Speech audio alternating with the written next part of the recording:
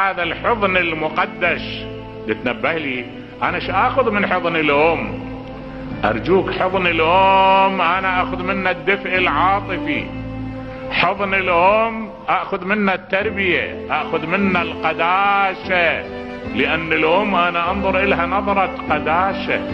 تمر عليك مو واحد يقولون من اخوانه طالعين وياه، شاب طالعين وياه اخوانه، قال لهم خلوني ادخل شوية الى الدار عندي شغلة وارجع.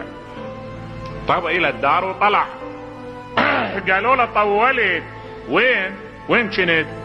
قال لهم والله انا كنت واضع خدي على تراب الجنة، كنت اقبل موقع معين بالجنة. قال تعال يا جنة وين انت بالدنيا؟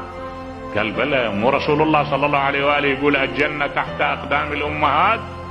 انا كنت اقبل موضع قدم امي، انا كنت